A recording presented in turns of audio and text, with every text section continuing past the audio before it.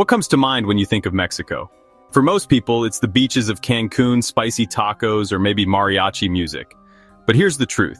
Mexico is far more complex and far more surprising than most outsiders ever realize. It's a place where entire civilizations thrived long before Europe even dreamed of discovery. A land that has seen empires rise, collapse, and leave behind mysteries that still puzzle experts today. Mexico isn't just a tourist destination. It's a country layered with hidden truths, contradictions, and stories that will completely change how you see it. Stay with me, because once you uncover these secrets, you'll never think of Mexico the same way again. Quick question for you. What's the first thing you picture when you hear Mexico? Drop your answer in the comments. I'll be reading.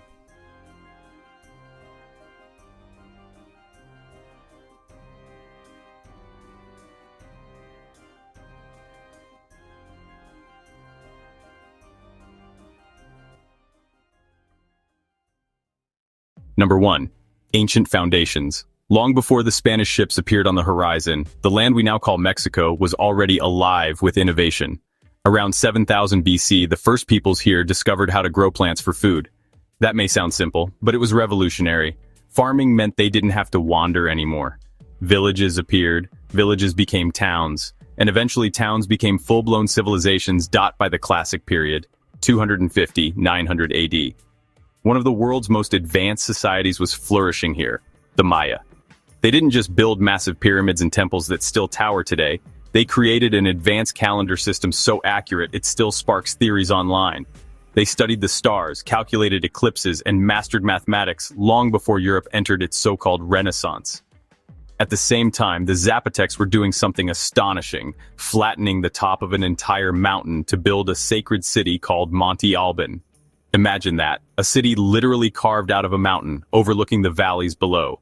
And they left behind the first written records in the entire region carved in stone. These ancient societies weren't isolated.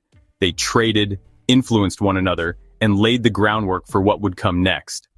But while they reached dazzling heights, they also faced challenges: climate shifts, internal conflicts, and the constant cycle of rise and decline.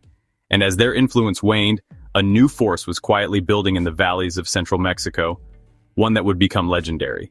Quick challenge: if you could time travel, would you visit the Mayan pyramids at their peak or Monte Alban when it was thriving? Tell me in the comments. I'm curious which era fascinates you more. Number 2. The Aztecs and rise of empire. By the early 1400s, Mexico was about to witness the rise of one of the most powerful civilizations in the Americas, the Aztecs.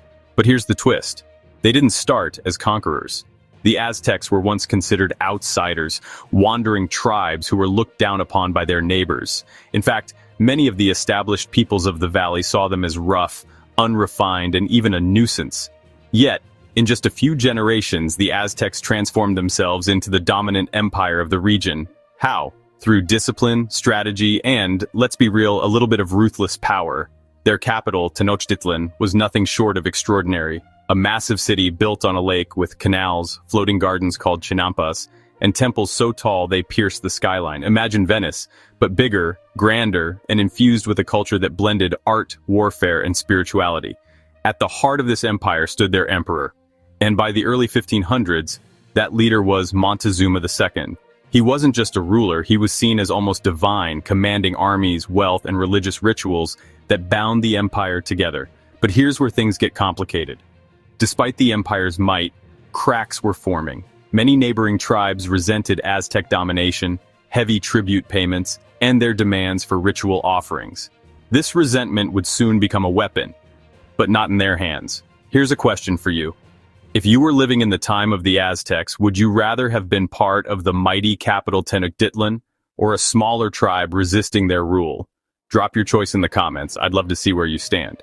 Because just as the Aztec Empire seemed unstoppable, sails appeared on the horizon. Number 3. The Spanish Conquest and Colonial Era. In 1519, a Spaniard named Hernán Cortés arrived on the coast of Mexico. He founded the city of Veracruz, but let's not sugarcoat this. Cortés didn't come for sightseeing, he came for gold, power, and conquest, and he was willing to do whatever it took to get it. When Cortés marched toward Tenochtitlan, he wasn't alone. This is a detail people often overlook. Many indigenous groups joined him. They weren't tricked. They had their own reasons. Years of resentment against the Aztecs' domination made these alliances possible. To them, the Spanish weren't saviors, but they were an opportunity to finally break free from Aztec control. At first, Cortés actually managed to seize Montezuma. Imagine that, the most powerful ruler of the empire suddenly held hostage by foreign invaders.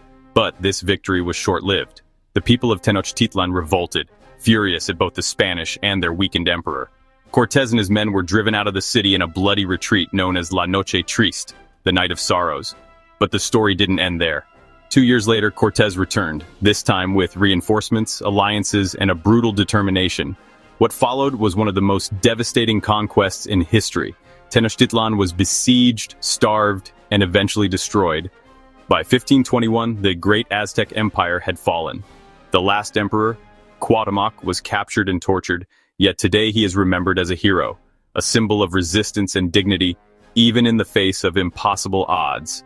With the fall of Tenochtitlan, Spain now claimed Mexico, and for the next 300 years this land would be reshaped into a colony. The colonial era left deep marks. The Spanish forced their language, which is why Spanish remains Mexico's dominant tongue today.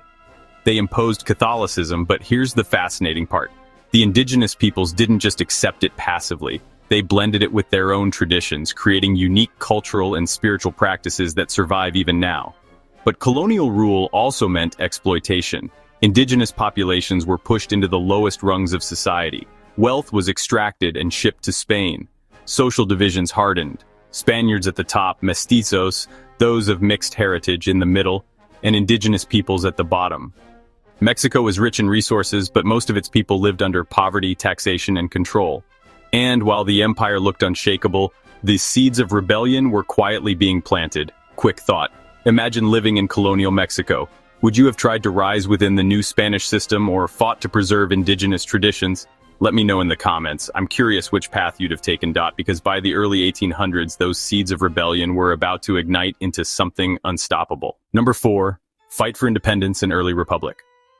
By 1810, Mexico had been under Spanish rule for nearly 3 centuries. Life for most people was harsh. Heavy taxes, strict social hierarchies, and forced labor for indigenous populations. While Spanish officials and wealthy landowners thrived, the majority struggled to survive. This growing inequality was like a slow-burning fire, waiting for a spark. That spark came in the form of Miguel Hidalgo y Costilla, a priest with a bold vision. Hidalgo didn't just preach from the pulpit, he took action. On September 16, 1810, he issued the famous call for independence, the Grito de Dolores. It was more than a rallying cry. It was a declaration that the people of Mexico were ready to fight for freedom. Indigenous groups, mestizos, and even some dissatisfied Spaniards joined him. Together, they marched, fought, and challenged the powerful Spanish forces. But the road to independence was anything but smooth. Many Mexicans were cautious. Not everyone wanted to break away from Spain. They feared uncertainty, economic collapse, or reprisals.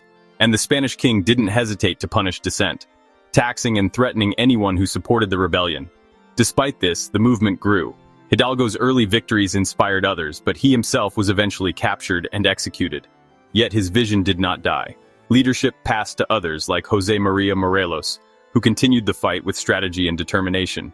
Over the next decade, insurgents and royalists battled across the country. Cities changed hands, alliances shifted, and thousands of lives were lost. It was brutal, chaotic, and yet it forged a new national identity. Finally, in 1821, the tide turned decisively. Mexican forces had grown stronger than the Spanish, uniting diverse groups under the banner of independence. Spain was forced to recognize Mexico as a free nation. Just a few years later, in 1824, Mexico became a republic. The country was free, but freedom came with challenges: political instability, economic uncertainty, and the constant task of unifying a diverse, sprawling nation. Quick question for you. If you could witness one moment in the fight for independence, would it be Hidalgo's Grito de Dolores or the final victory in 1821? Comment below. I'm curious which moment you choose. This struggle for independence didn't just create a country, it set the stage for centuries of tension, growth, and transformation. Because Mexico's story doesn't stop with independence. The new republic faced wars, internal conflicts, and foreign invasions that would continue to test its strength. Number 5, modern Mexico, revolutions, reform, and the 20th century. After independence, Mexico's history became a roller coaster of revolutions, reforms, and political upheaval. The young republic faced foreign invasions, including the Mexican-American War in the 1840s, which resulted in the loss of vast territories in the north. Later, the French tried to impose a monarchy under Maximilian I, but resistance from Mexican forces restored sovereignty. In the late 19th century, Porfirio Diaz rose to power. His rule brought economic modernization, railways, and infrastructure, but it also brought corruption, social inequality, and repression. For decades, elites grew wealthy while peasants and indigenous communities suffered. By 1910, the discontent exploded into the Mexican Revolution, a decade-long struggle that would reshape the country. Leaders like Emiliano Zapata and Pancho Villa fought not just for power, but for land reform, social justice, and rights for the common people. The revolution was bloody, chaotic, and at times confusing, but it fundamentally transformed Mexico's society and politics. The 20th century brought relative stability under the Institutional Revolutionary Party, PRI. But corruption, economic inequality, and social unrest remained constant challenges. Cities grew rapidly, while rural areas often lagged behind. Migration, both internal and to the U.S., reshaped communities. Despite these struggles, Mexico became a hub for arts, music, literature, and culture, blending indigenous and European influences in a way the world would recognize and celebrate. But Mexico's modern story is more than history books. It's about ongoing struggles, social inequality, environmental crises, and the fight for justice in areas affected by crime and corruption.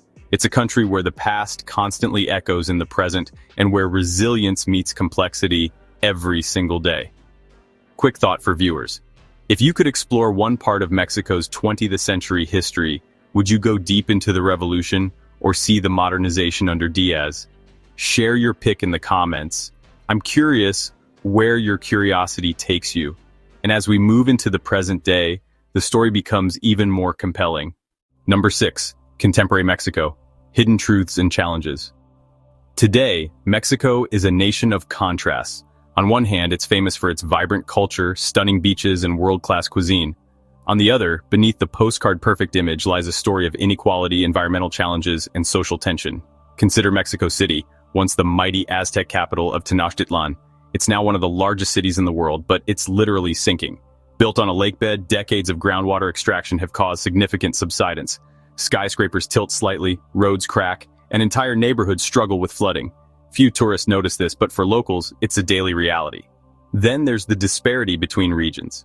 Northern Mexico tends to be more industrialized and wealthier, while the south remains heavily rural, with communities still struggling with poverty and limited access to healthcare or education. Indigenous groups, some descendants of the Zapotecs and Maya, continue to fight for land rights and cultural recognition, reminding everyone that Mexico's pre-Columbian past isn't just history, it's alive today. Crime and corruption are another part of the story, often sensationalized in the media, yet deeply real. From local governance to federal institutions, corruption has shaped politics and economics. Organized crime has had an undeniable impact, influencing communities, politics, and even migration patterns. But it's not the whole picture. Many communities continue to thrive, innovate, and fight for justice, showing resilience that often goes unnoticed. Mexico also faces environmental crises, deforestation, water scarcity, air pollution, and the looming effects of climate change. Yet, new ecotourism initiatives and conservation projects are emerging. Some communities are turning challenges into opportunities, blending tradition with innovation to preserve biodiversity and support sustainable livelihoods. Even in tourism, there's complexity.